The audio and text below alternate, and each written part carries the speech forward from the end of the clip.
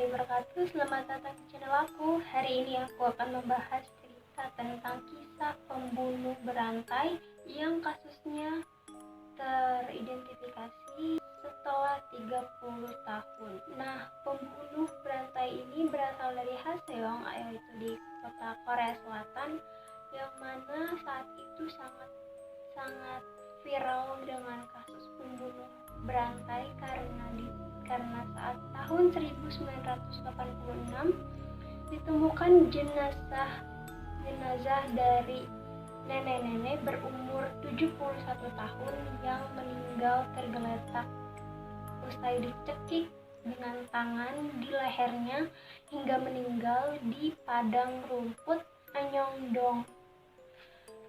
Penemuan mayat ini menghebohkan warga sekitar Haseong karena daerah perkampungan Haseong itu saat tahun 1986 masih tergolong sepi dan tidak ada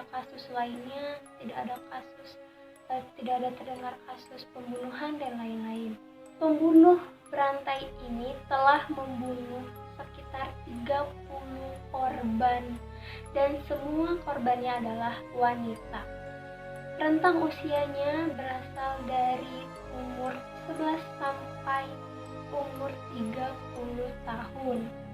Dan beberapa diantaranya tidak diidentifikasi atau tidak ditemukan jenazahnya dan identitasnya. Sebelum kita masuk ke kasus pembunuhannya, mari kita mengetahui latar belakang dari si pembunuh berantai ini. Gimana ceritanya? Keep on watching. Pembunuh berantai ini bernama Lee Chon-jae. Dia berasal dari Haseong, Gyeonggi, Korea Selatan. Dia lahir pada tanggal 31 Januari tahun 1963 di Haseong, Gyeonggi, Korea Selatan. Penyebab pembunuhannya ada tiga kemungkinan. Yang pertama, ada yang mengatakan bahwa semenjak adik iparnya meninggal karena tenggelam, jadi dia seperti terbawa sedih, jadi dia memutuskan untuk membunuh.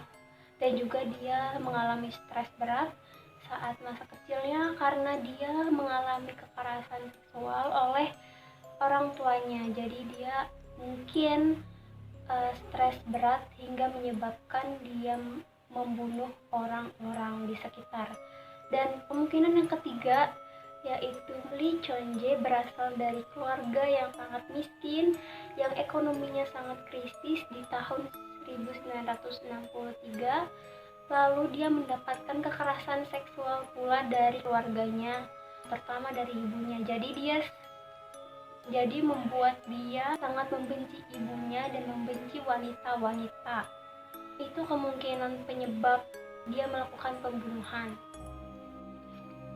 Pada Februari tahun 1933, ia lulus SMA, lalu dia bergabung dengan Tentara Republik Korea dan dia bertugas sebagai pilot tank.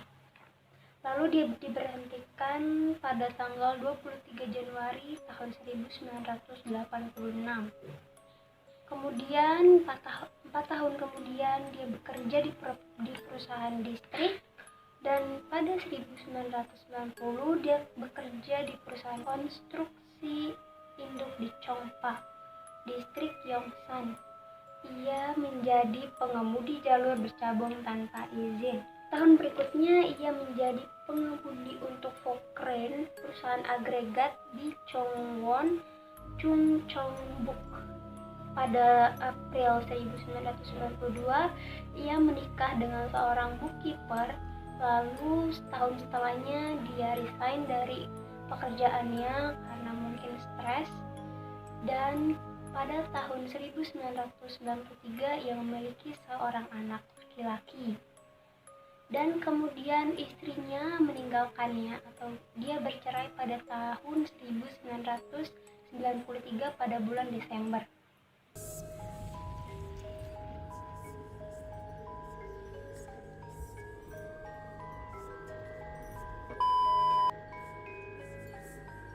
Pembunuh Pembunuhan pertama pada tanggal 15 September tahun 1986 di Hangseong.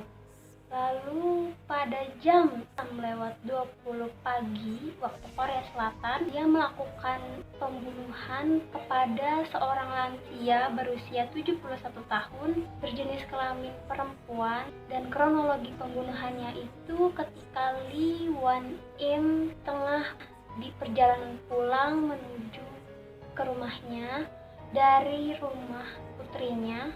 Lalu setelah dia turun, dia dibunuh oleh Lee Chong-jae.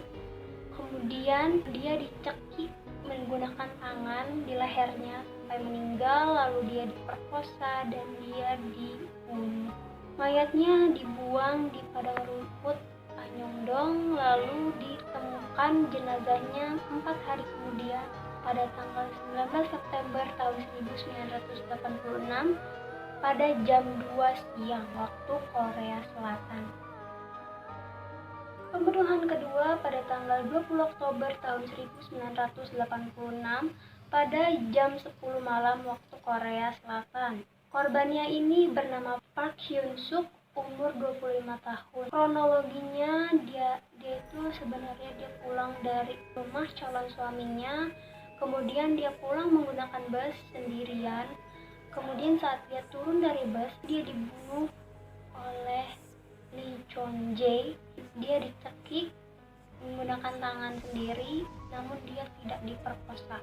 Mayatnya ditemukan pada tanggal 23 Oktober tahun 1986 pada jam 2:50 siang waktu Korea Selatan. Ditemukannya di Jinanri atau sekarang disebut Jinandong Kanal. Next, pembunuhan ketiga dilakukan pada tanggal 12 Desember tahun 1986 pada pukul 11 malam waktu Korea Selatan. Korbannya ini bernama Kwon Jung-bon, usianya 25 tahun. Dia adalah ibu rumah tangga dan dia ditemukan di Bukit Anyeongdong. Kronologi pembunuhannya yaitu dia dibunuh di depan rumahnya sendiri, dicekik memakai stocking dan disumpal mulutnya memakai stocking pula hingga wajahnya ini ditutupi oleh celana dalam. Polisi menemukan jasadnya pada tanggal 23 April tahun 1987 pada jam 2 siang waktu Korea Selatan. Next, pembunuhan keempat pada tanggal 10 Januari tahun 1987 pada jam 20:50 waktu Korea Selatan. Korbannya ini bernama Hong Jin-young, berumur 19 tahun.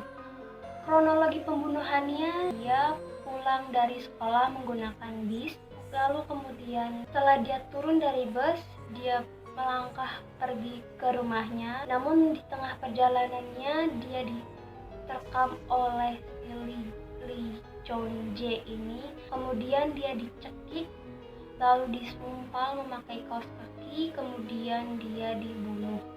Sebelum dibunuh, tangannya diikat memakai pakaiannya sendiri. Jadi dia di-unboxing dulu, baru dia diikat, terus disumpal biar dia nggak teriak. Terus udah gitu dia dicekik pakai pakaiannya sendiri, pakai stocking. Habis itu dia dibunuh.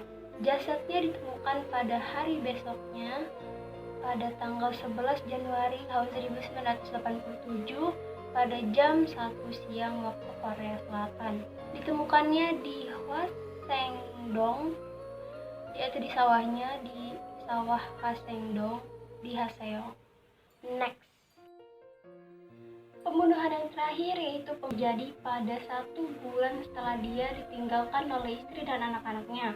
Pembunuhan ini berlangsung pada tanggal 13 Januari tahun 1991 di rumahnya sendiri, di rumah Lee Chong-jae. Kronologinya itu seperti ini. Dia itu mengajak si adik iparnya untuk berpesta narkoba.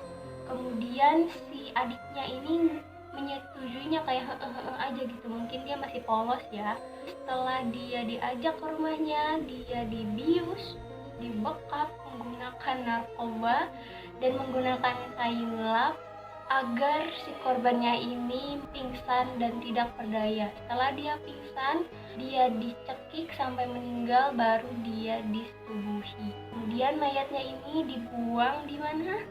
Di depan toko elektronik perangkat keras. Kemudian atasnya ini ditutupi oleh terpal biru dan celana jeans yang terikat atau terbungkus dengan terpalnya tersebut. Kemudian si Lee Chong-jae-nya ini, dia sehabis membunuh kan udah membuang nih mayatnya kan, terus udah gitu dia langsung pergi ke rumah mertuanya untuk menawari jasa pencarian adik iparnya sendiri. Wah gila sih, dia licik banget sumpah. Setelah ayah mertuanya menyetujui tindakan dia dan ayah mertuanya langsung pergi ke polisi untuk melaporkan adik iparnya yang hilang. Kemudian adik iparnya ini ditemukan keesokan harinya pada tanggal 15 Januari tahun 1994, yaitu ditemukannya di depan toko elektronik perangkat keras gitu.